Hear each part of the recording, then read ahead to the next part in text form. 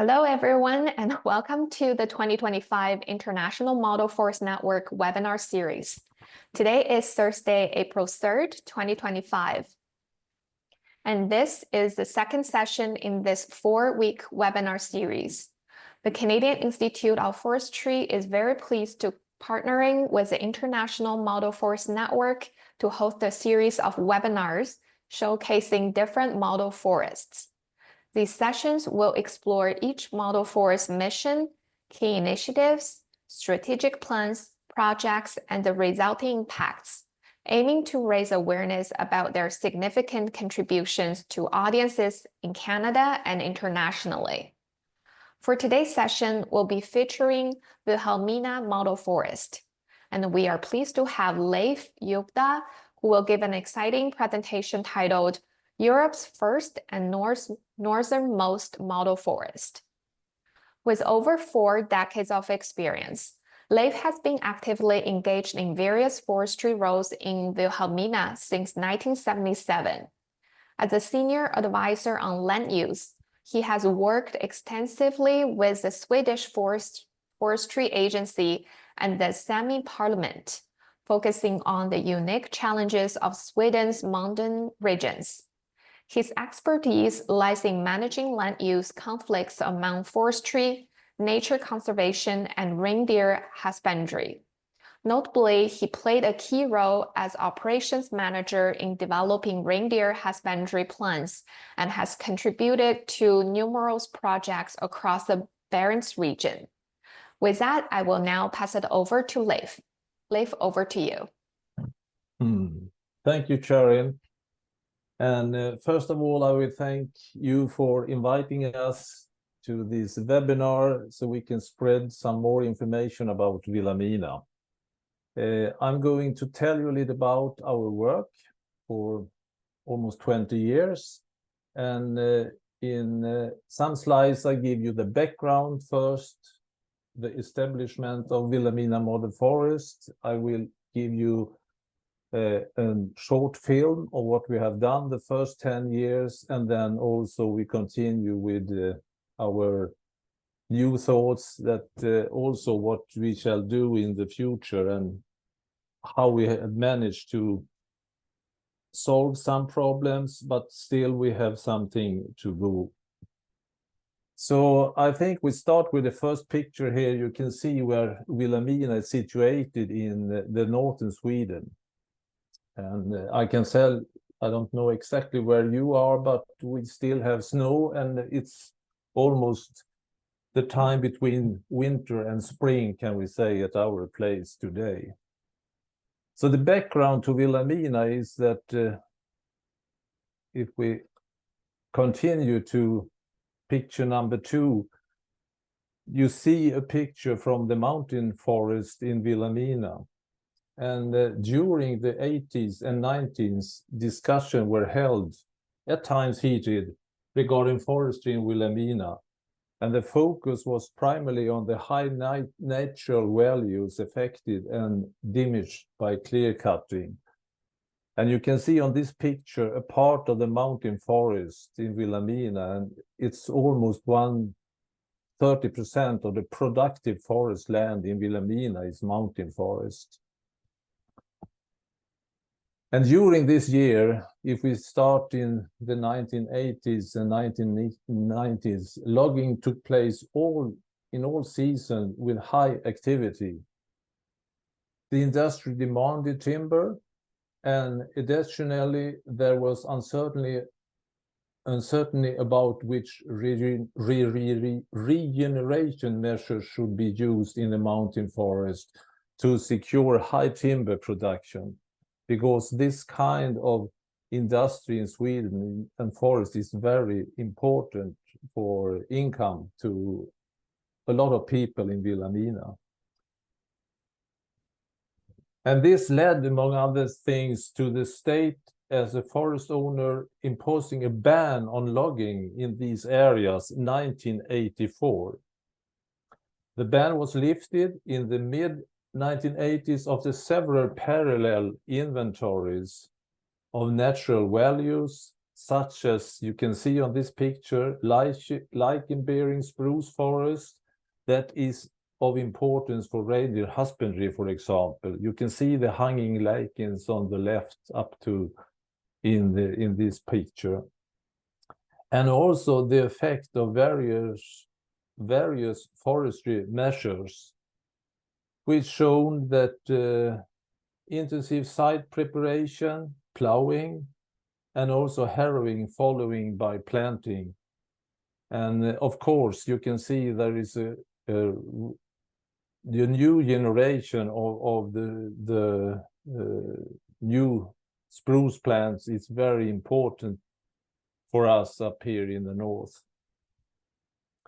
And after this discussion, as a result of this, their stakeholders was involved in a new process. So the Swedish Forest Agency, in collaboration with the County Administration Board, Vilhelmina Municipality, and stakeholders, established a process for joint land use planning for the entire Vilhelmina municipality. And this process identified 21 geographical areas with potentially conflicting interests. And the goal was to develop operational plans within a 10-year horizon that would consider all interests. And we started this work, and after that, more or less, the landscape perspective became the new watchword for managing forest production, and in large areas around a lake called Malgomaj in Vilhelmina, covering approximately 120,000 hectares from 340 up to 750 meters above sea level, was pointed out as a suitable area for ecological landscape planning. And the goal was, of course, to develop how we could manage this kind of huge areas. For several years, logging was conducted both with clear cutting and alternative methods such as selective cutting within these so-called ecological landscape planning area. Attempts were made to maximize natural consideration and safeguard, of course, natural values. And after that, now we are in 2004, the Vilhelmina Model Forest was granted in a mentorship in this International Model Forest Network. And we had the inauguration in September 2004. And we was the first model forest in Europe. Then we created our vision to develop Vilhelmina Model Forest into a beacon for sustainable landscape management, promoting ecological sound, economic profitable and political supported and socially accepted land use solutions. And that was our vision, and that we have worked with all the time. So just a picture of how Vilhelmina is municipality and how we are in this kind of northern Sweden in the area where we work with our model forest. First of all, we have if you follow the arrow that I drew around Vilhelmina municipality, there we have approximately 8,700 square kilometers. And in this, there are 3,200 square kilometer productive forest. And as you can understand, the situation for us is quite important to discuss with private landowners, because 60% of the forest is owned by private landowners and 40% is about state and common. And in this part also 16% of the total area is now protected area. And it's a huge area of the productive forest land who is protected. And now we are in this area, we are living about 6,000 people. So we have got a room to live on. Together with this, we also have 2 reindeer herding economic districts, Vilhelmina North and Vilhelmina South, who is going from the Norwegian border down to the coast. This in pink, and this is, and that one in yellow is the 2 Sami districts that we have. And also we have another thing that is important for us, is that we also have this Ångermanälven catchment area, who is going up from the Norwegian border through Vilhelmina down to the coast, so to the Bothnia Sea. So all this area is for us the Vilhelmina model forest.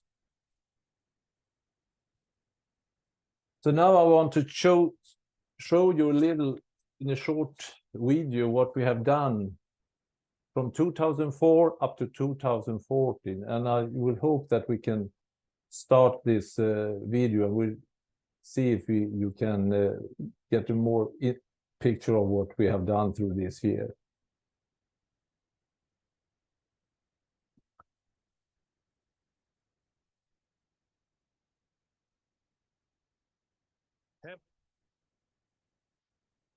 So I shall do like this, I take this one.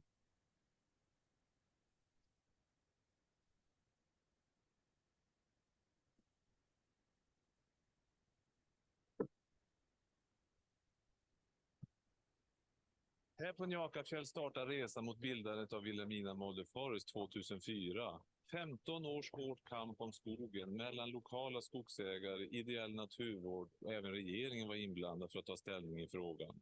Följ med på en resa där vi visar våra verksamheter som vi har hållit på med under 10 års tid.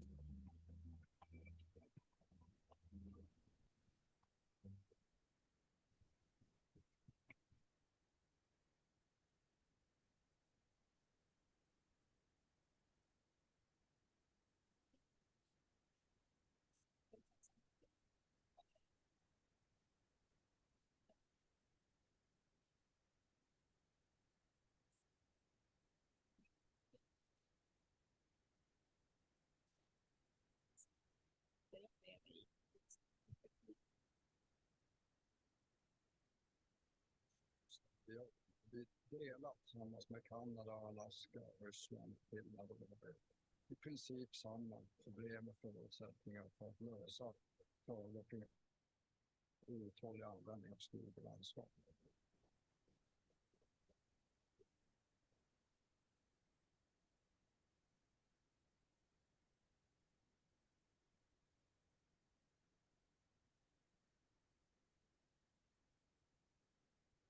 Nu har vi landat i Frostkomdäcken väster om Klimpfjäll på vår resa i Vilhelmina Model Forest. Rennäringen och ursprungsbefolkningen, samerna, utgör ju en central del av vårt jobb. De hanterar ungefär 20 000 renar tillsammans och ett betesland som är ungefär 3 miljoner hektar. Den största påverkan vi har på rennäringen idag, det är rovdjur, skogsbruk, vindbruk. Vi har gruvor, men i den ordningen, rovdjursstammen har ökat kolossalt mycket. När det gäller skogsbruk, där är det gödsling och främmande trädsel. Gödslingen gör ju så att marklaven och trädlaven försvinner från området. Och kontakten är så tätvuxet att vi har inget bete på marken alls. Vi har vindkraft och gruvdrift i framförallt åretruntmarker. Det är helt befängt. Det fungerar inte. Det tar alldeles för stora arealer. Hela den här situationen vi har hamnat i med samrådsförfarande överhuvudtaget, oavsett aktör, har det inneburit att vi har mer eller mindre behövt skola i hur man förhandlar. Men sen har vi också då genom översiktsplanerna som är gjorda, där har vi ett verktyg. Så när vi får allting att fungera i det hänseendet så är det ett bra verktyg att kunna användas av i samråd, oavsett om det är skog eller annat. När det gäller skog, de delarna av Vilhelmina, så är det fortfarande så att traktbyggesbruket är det förhärskande. Nu kommer budskap om att jobba med hyggesfritt. Och vår ambition är att hitta de delar av Vilhelmina Model Forest där det går att bruka skogen på annat sätt än genom kalavverkning. Jag kan bidra på flera sätt i arbetet med Vilhelmina Model Forest.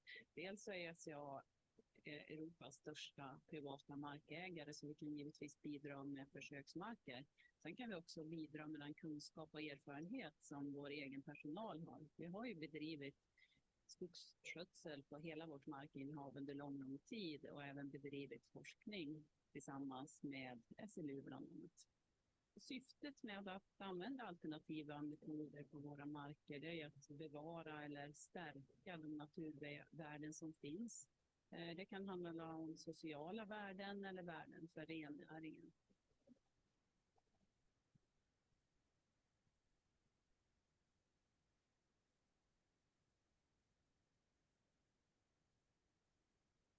Naturreservat finns i Vilhelmina. Nu finns tankegångar om att bilda en nationalpark på Leiffjället som skulle vara cirka 35 000 hektar skog. Det är en fråga att diskutera för vår del. Alltså nationalparksbildandet har nästan alltid varit förknippat med konflikter. På senare år så har man sett en förändring i det här synsättet. Alltså där man inte bara vill bevara naturvärden utan att man vill skapa ett mervärde även för de som bor i närområdet på den lokala nivån. Och därför så har man börjat på att involvera lokalbefolkningen på ett helt annat sätt än tidigare. Den roll som Vilhelmina Model Forest skulle kunna spela är ju den här arenan för att samla människor både från den nationella nivån, regionala och lokala nivån och diskutera och förhandla kring vad kan Vilhelmina och även Dorotea vinna på att ha en nationalpark.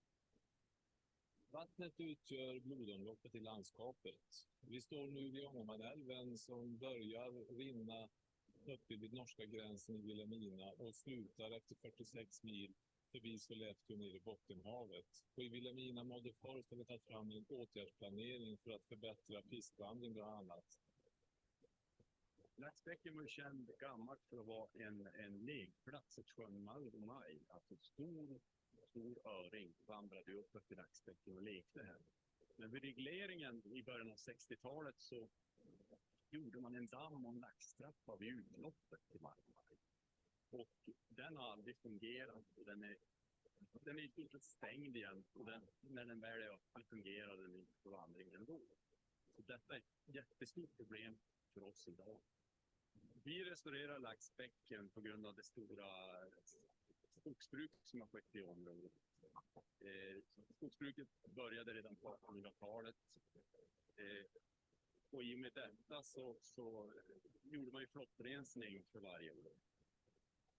Så det vi gör här i Laxbäcken är att vi tar tillbaka stor sten. Vi fördjupar alltså ståndplatsen. Och försöker dra ihop bäcken. Som han då en gång var. Målsättningen är ju att vi ska kunna återskapa de värden som finns i bäcken. Alltså med skog, öring, halm och så vidare. Genom den här restaureringen. Vi befinner oss i den boreala zonen, så klimatförändringar kommer att påverka oss oerhört mycket framöver. Trädgränsen kommer förmodligen att flyttas uppåt mot fjället. Vi kanske får ökade svamp- och skadeinsektsangrepp, men även drivningsförhållanden med minskad bärighet kommer att ställa till problem.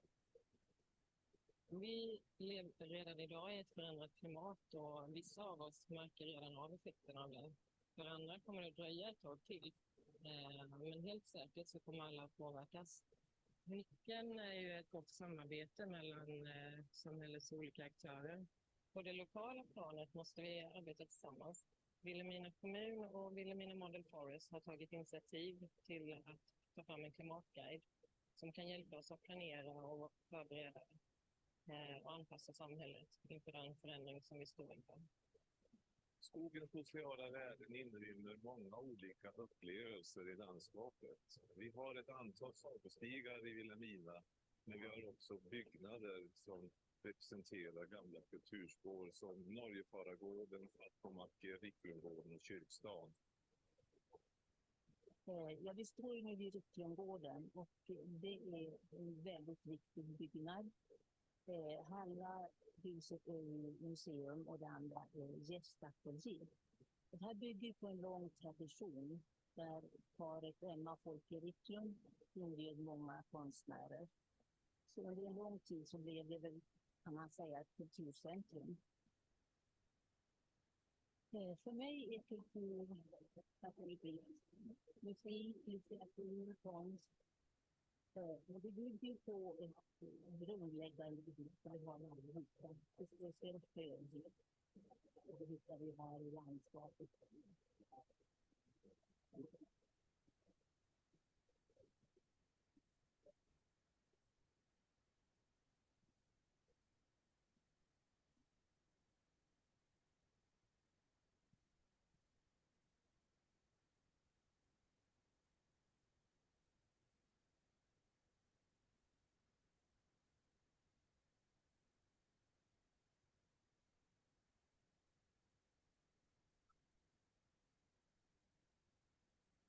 Landskapskonventionen bygger i grunden på att man har ett helhetsperspektiv på ett stort landskap. Att man tittar på skog och fjäll, myr och vatten.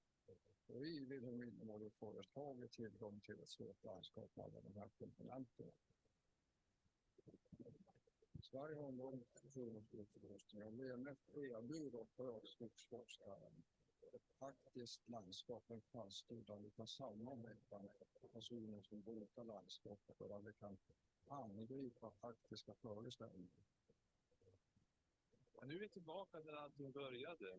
Vi har nått viss framgång under vår resa, men vi är inte riktigt nöjda. Vilhelmina Model Forest och det konceptet vill vara en partner som man arbetar med när det gäller markfrågor.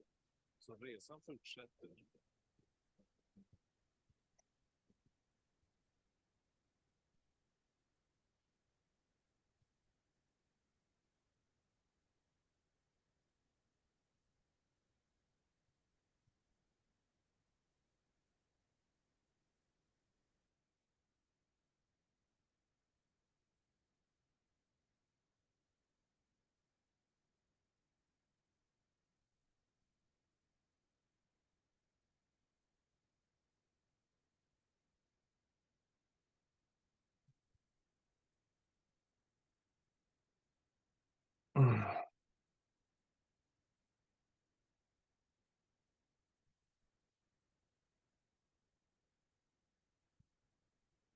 So shall we see if I can you hear me still? And I shall go on with my presentation. Just for a second, I will try to share my screen again and do like this.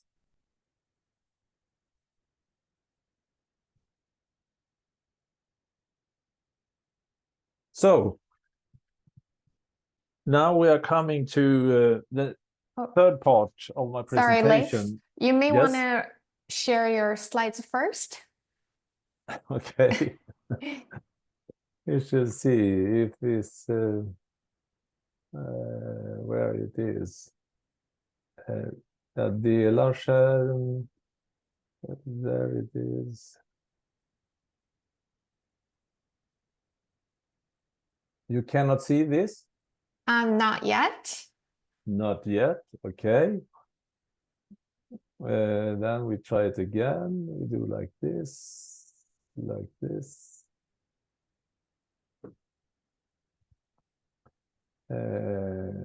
Zoom. So.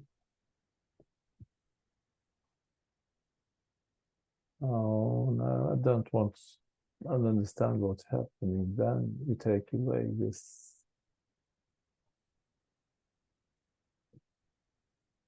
Oh.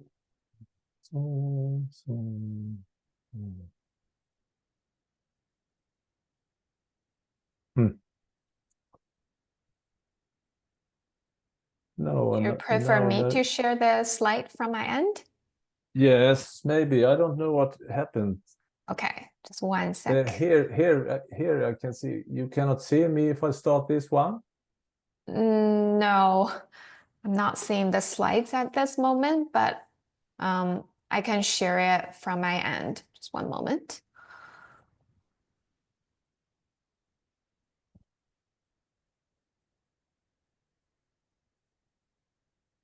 Can you see my screen? Yes, Okay. but it's just a small one. Yeah, I'm gonna make it to go to the presentation mode. Yes. Can I click next slide? Yes, Okay. please. That's one. You can start there. Okay. And you can do the presentation mode too, or? No, if you can see can you see my full screen? Yes, I can see a little one, yes, just now. It's number 10. It results and challenges for the future. I can see that. It's okay for me. Can everyone see the big picture of this then? I saw a sum up. So I assume it's yes. It's a yes. Then say yes. Okay. Then I continue. Okay. So I tell you when you can switch to next picture then, Sharon. Okay. Yes, the results and challenges for the future in Vilhelmina was, of course, these 6 themes have so far been about nature conservation, forest production, non-forestry resources, water management, climate change, and participatory planning. And this is still what we are working with. Now you can take the next picture.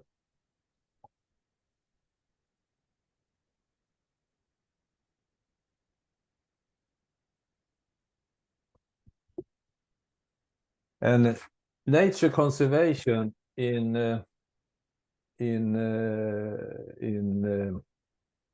Sweden, we have the largest area here in northwest Sweden, continuous areas of nature-like forest in Europe that hasn't been clear-cut. But of course, it's best managed by means of various selective cutting methods. So large formally protected areas, but even larger areas with documented high values are not protected up here. So still there is a discussion going on what we shall do with this forest with high values. Both larger and smaller private-owned forest owners feel that the requirements to protect these values limit their property rights. So they have been quite affecting on their ownership, as you can understand. And 16% of, as I told you before, of Vilhelmina municipality is now protecting, and this year there are even more areas. So I think we are now today maybe up in 25% of Vilhelmina municipality who is protected. And there is also discussion has been about national parks close to another municipality called Dorotea. But there has been very hard discussion about this, so people are not interested to create national park. So our role in this about nature conservation in our model forest work is how to preserve both high natural values, traditions, and livelihood in the forest landscape. Next picture, please.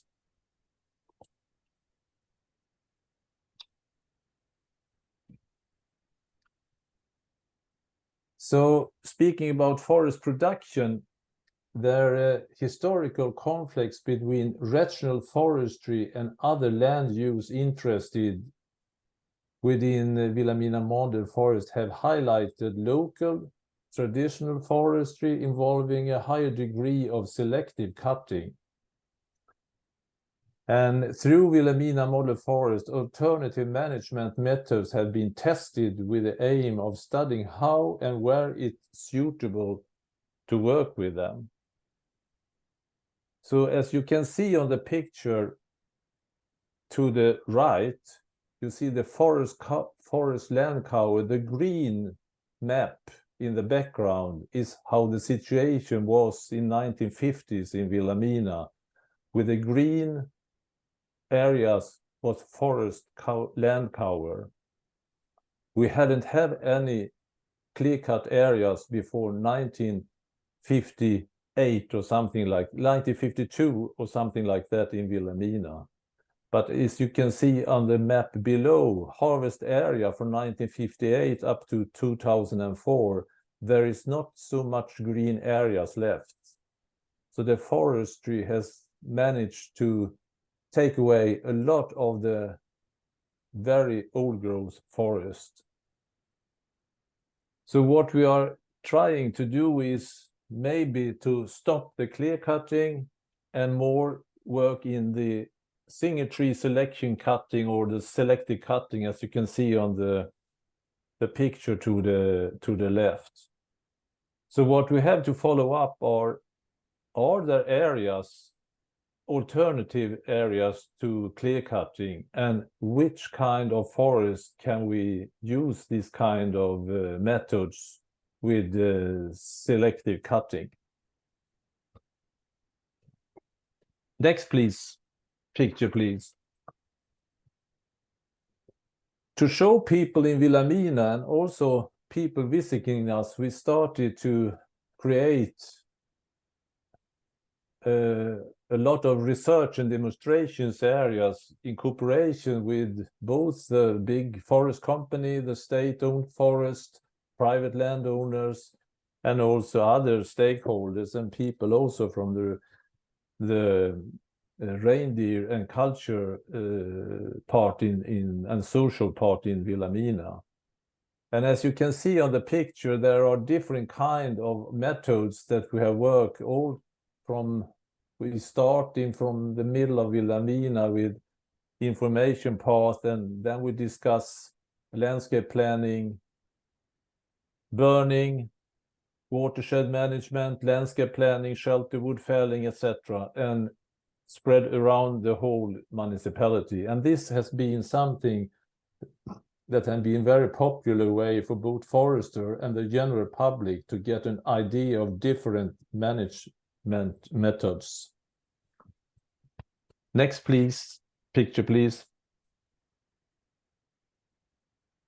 One thing that we are working really hard, and this year we have also come to more or less in a final result of discussing the water management in Ångermanälven. And this is a stream or a mainstream who is 460 kilometers, as we had told before, from the Norwegian border down to the Bothnia Sea. And all the whole Ångermanälven or Ångermanälven project is trying to discuss how we shall create more biodiversity in this river and among this river. You can see the dark white picture before to the left, how it looks like in an area down in the close to the Bothnia Sea. And after they have built out the hydropower production, they totally destroyed the chances for the fish to go up to Vilhelmina. So this is the first stop, more or less, at the city of Sollefteå. We can take next picture.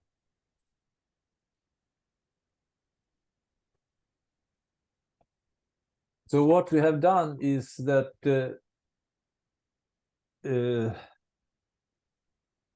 water management continued since its inception.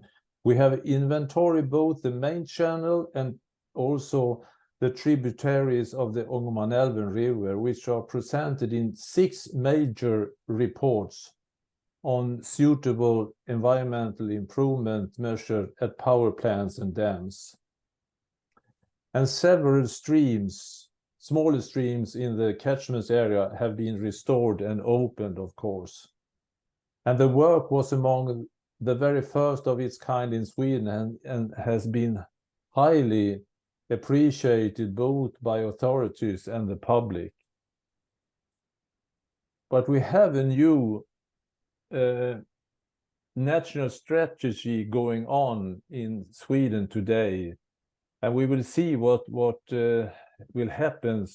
So we have an idea of how we shall start this work and involvement in planning of a large fishway past the power plant located in central Sollefteå city. It's close to the Bothnia Sea. And if that goes well, I think we are the first, more or less, in Sweden that have started this kind of work.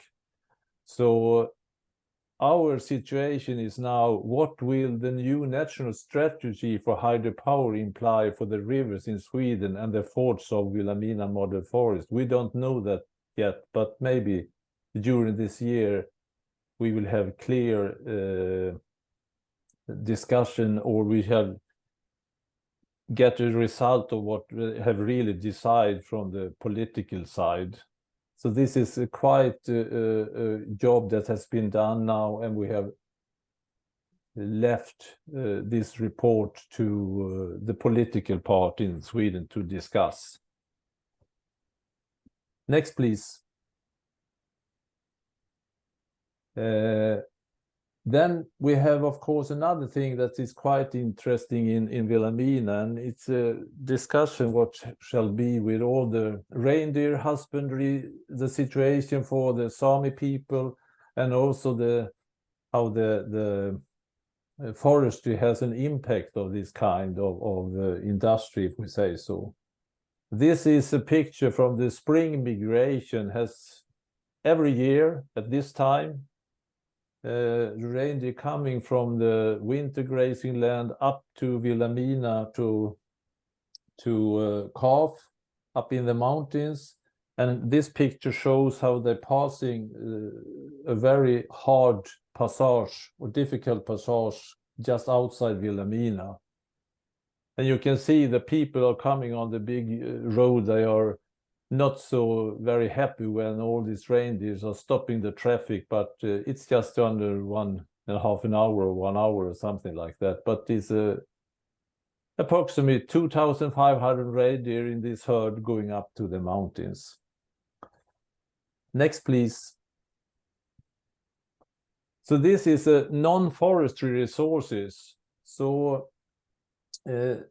within Vilhelmina model forest, we have a work started with this reindeer husbandry plan and also this reindeer GIS describing the reindeer herding land use. So it was a tool to facilitate dialogue between reindeer husbandry and actors and other land use interests, such as forestry and also wind power and mining, etc. And the work that we started here in Vilhelmina has now spread to most of the 51 Sweden Sami herding districts.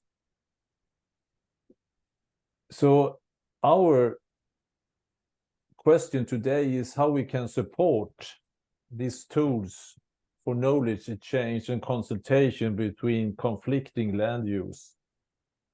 And this is a really hard discussion and a struggle, more or less, that's taking part in Sweden between forestry, Sami people, and also one thing that is important to have in our mind is that the Forestry Act has not so big impact like the forest steward councilship. You know, FSE is very important for this kind of consultation that is taking place in Sweden today. So we will see what's happened.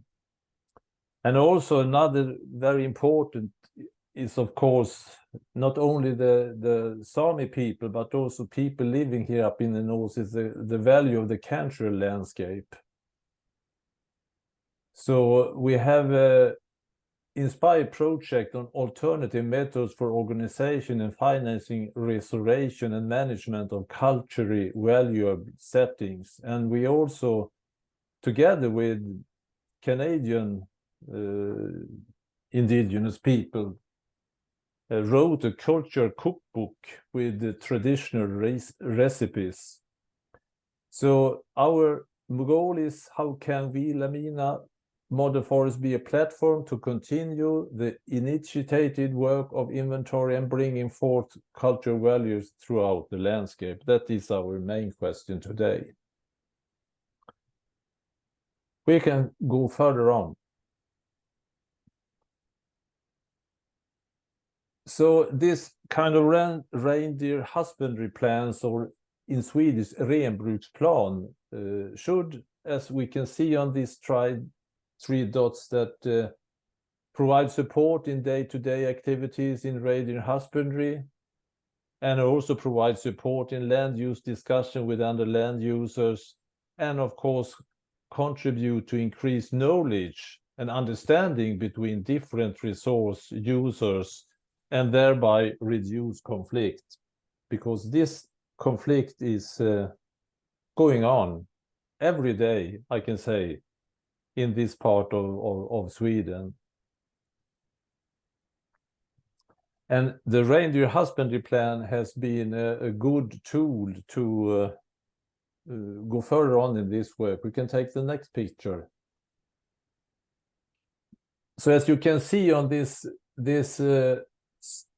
map, there is a strategy for this project that we are trying to get information in small local groups called winter groups, or Sita in Sami. And then you collect this information and merge together for larger areas. And our goal is, of course, to not only for Vilhelmina, but for whole Sweden, to have these areas described in different kind of key habitat areas for the reindeer husbandry. Next, please. And one thing that has been important for this is that they have put collars on the reindeer. Not everyone, but a lot of them, and that has been going on since 2006 or something. So today there are millions of positions stored in the Swedish university in Umeå. And here you can follow, of course, the reindeer in real time, and also follow them, how they move around areas that has impact from windmills, or if there is mining, or there is forestry, and so on. So this is a quite good example how modern technique can use in the old tradition culture areas. Next, please. One thing that is important is, of course, the participatory planning, to get people involved in this. And we have had a lot of meetings, of course, in Vilhelmina around this. And this is a central part of Vilhelmina activities, is to bring together actors and land use interested to jointly learn and find ways toward sustainable use of the landscape. Examples that have been successful but also revealed difficulties with long-term sustainability and occurring include work on a new comprehensive plan for the municipality, and on the establishment of a local reserve for natural, culture and social values of forest. And now we are more or less in that situation that we have to start or make a restart to get people involved in this kind of participatory planning. So this is why one of our key issues. And when we are talking of, we can take the next picture, please. Talking about participatory planning, climate change is, of course, a very important thing for us. And we have tried to start the work with good supporting from Canada. So, but we have made a report of the climate change and also thematic gatherings result successfully used in participatory progress. And we have also described some ambition to present a local guide for us. So our question today is how to incorporate dealing with the challenges of climate change in legally required planning and everyday activities, because we have a lack of this today and we must be more sufficient and also get people to understand how the climate change has an impact on us for a daily life. And if we do see on the next picture, you can see the climate resilience trail map for rural Canadian forest-based communities that we have had people from Canada coming to Vilhelmina and spoke about this for us, and we started the work. So we have received support to establish this trail map, and we can say that Vilhelmina municipality is heading towards number 4 in this trail map, decide priorities. So we have a way, still a way to go before we work us through this kind of circle from point 1 to point 6. Next, please. Then, of course, we have a lot of international collaboration. So like participation, networks for exchange of experience and knowledge are important for us in Vilhelmina. And Prince Albert Model Forest and Vilhelmina Model Forest has, of course, shared many of these community-related conditions. And there has been a strong cooperation between the model forest, and it has been very important for us to have this contact with Canada and Prince Albert Model Forest. We also have this use exchange, of course, between these two model forests, and then also collaboration on traditional knowledge and learning from elders. And that was quite a new thing in Sweden, because there is a lack of information about what the Sami history, if I say so, and it hasn't been written down something if you compare to what they have done in Canada. And then, of course, a lot of meeting excursions with international colleagues from other model forests and partners.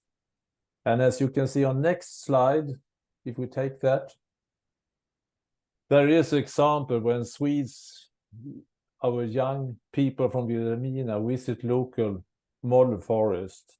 And you can see on the picture with Anna Maria, who was the president of Vilhelmina Model Forest, listen together with an old woman from another indigenous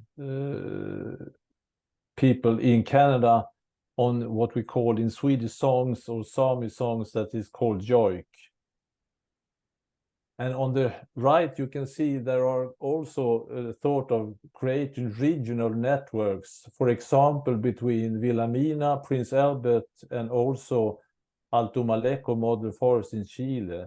And if you compare these three kind of model forests, there is a common crucial issues about indigenous people and their situation, of course, landscape planning, rural development, and at last but not least, climate change adaptation. Next, please. And then we have, as just an example that I will give you about research and education, we have a lot of different kind of projects and funding vital for bringing forth and spreading of new knowledge. So we have, during these 20 years, a lot of people involved in different kinds of work in Vilhelmina. So what we shall do with all these discussions and is a question for us, how we can use all this information that we have got from different kind of things. One thing that if we take the next picture, that is again that we show is the demonstration area. These are a classroom of nature, displaying the landscape, carrying out and evaluation experiments. And this has been a good example that it's better to be out in the nature and in the forest to discuss this kind of question and sitting in a classroom indoors. So what our problem is how to secure long-term management of demonstration areas, because it costs a lot of money to have this running, if we say so. So that is one of our problem with the finance terms in this kind of areas. So finally, we have the next picture, the strategy for 2025 and up to 2030. There are the head question is for us to secure financial basis for administration and rebuild, as I told you, the locally based on organizational structure, adopt relevant strategic and measurable goals for model forest themes in these 1 to 6 themes that I spoke before of, and of course initiate new activities and projects and restore and develop the new demonstration areas that we have discussed before.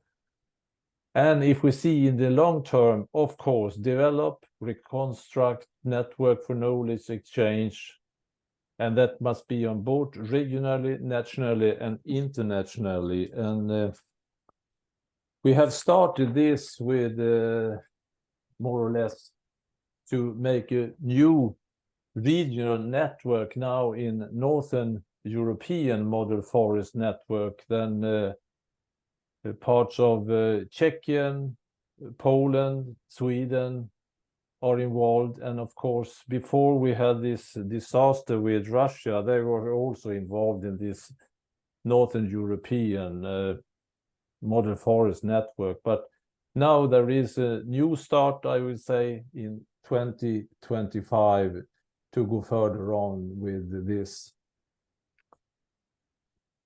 We can take the next picture.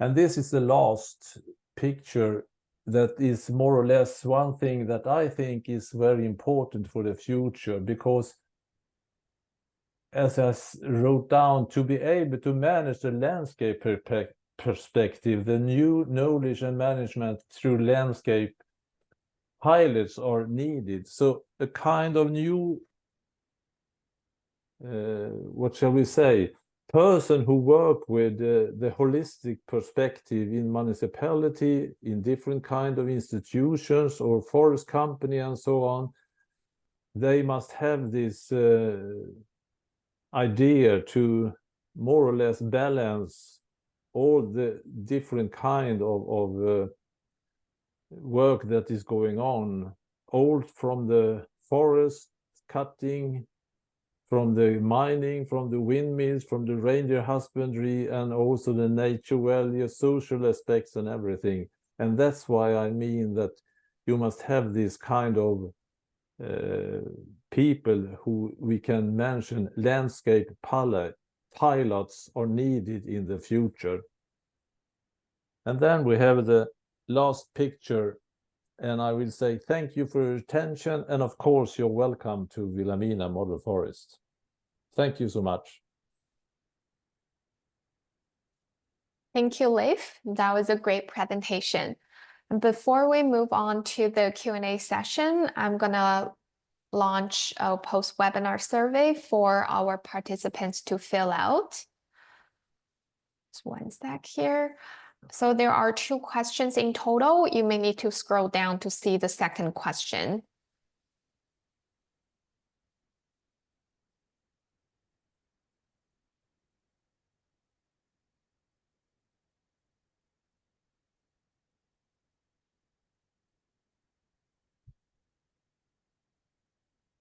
Leif, would you mind if I share the link of the YouTube video in the chat with all the participants so they can review it afterwards? Yes, of course you can do that. Okay, so I'm gonna do that now.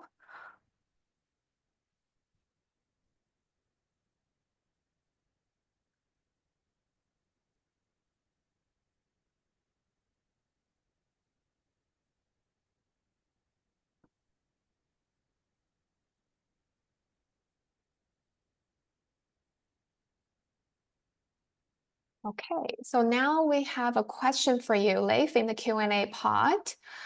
Are the reindeer utilized or are they protected? What is the average annual cut on Vilhelmina model forest? Thank you very much. The first question is if they are protected. No, they are not protected in that way, because in Sweden we have 250,000 reindeer approximately divided in these 51 Sami herding districts. And in Vilhelmina we have 2 Sami herding districts, as I said, Vilhelmina North and Vilhelmina South. And approximately they have 10,000 reindeer each in every herding district. And the Sami people, they have something that is called a mark that you saw on the film, the young guy who cut in the air. They have marked the reindeer, and then they know who is owned the reindeer. They can see that when they're moving in the landscape. And they, of course, during the year, they are going up with the reindeers up to the mountain areas. They calf there, and in the midsummer time they put together all the reindeers, and then they mark them, the calves, so the male and could take care of the small calves. And then in the autumn, in the fall, in September, they take them together again, and then also they divide them in different kind of groups, and they also slaughter the reindeer. So the reindeer are not protected, and there are any wild reindeer in Sweden, like in Norway, for example, that you can hunt reindeer, but that are not allowed in Sweden. So they are more or less owned by the Sami people, if I say so. Is that okay for the first question? Thank you, Leif. There is another question for you now in the Q&A pod. How was the process of developing a model forest agreement? How do the different stakeholders play a part into the collaborative process of becoming a model forest? And we started, we have that is, we can say that we try to get, we try to have what shall I say? Just a minute. I think it's easier for me to do like this. Then I can answer if that's okay, because I have, I understand the question. I can say. So you shall see. I have it there, maybe. Let's see. If we say like this, that we have a head organization in Vilhelmina, or with we have a president who represents Vilhelmina in a way, and then we have a general manager, of course, and the practical activities and coordinator for the administrative work and communication. That is more or less what I do. These roles collectively form the the model forest administration and provide support to a head organization, which is the municipality in Vilhelmina. And It manages and administrates the Vilhelmina Model Forest as an organizational unit, holding the overall financial responsibility and participating in strategic decision regarding Vilhelmina. And then we have a steering committee on behalf of stakeholders and networks. And the steering committee is people involved from different kinds of what I have for situation in Vilhelmina. We have all from the young students or pupils, we have foresters, we have nature people who are interested in biodiversity, water, and this is also about 10 or 15 people sitting in this steering committee, can we say. And then from this, we also have thematic groups that work in such a direction that nature conservation, forest production, and etc., etc.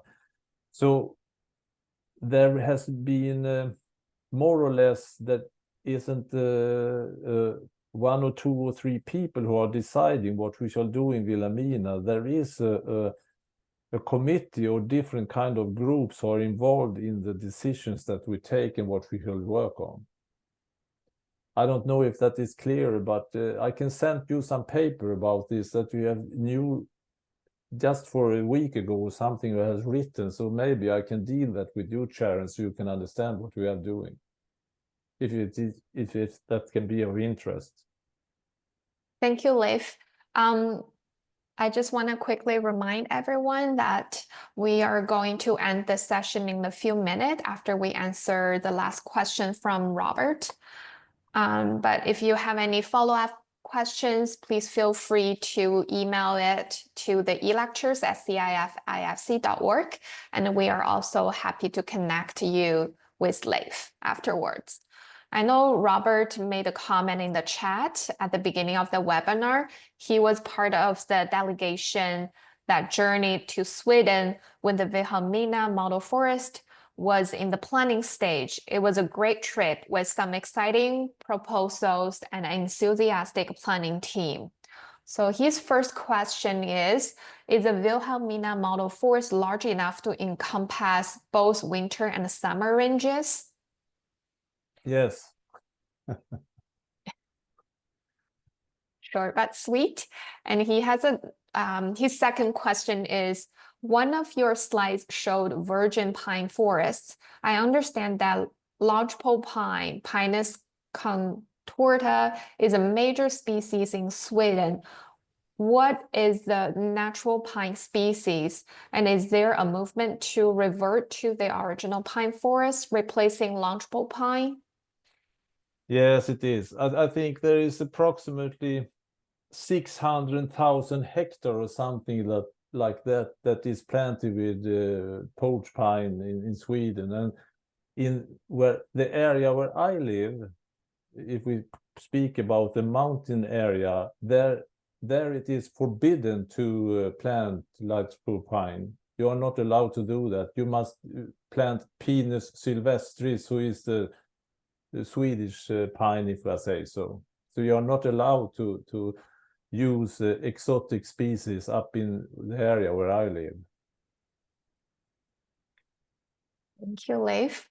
All right, I think that's all the questions we have now. Thank you all for participating in our CIF electronic lectures. And once again, thank you very much, Leif, for the great presentation. Bye, everyone. Bye-bye.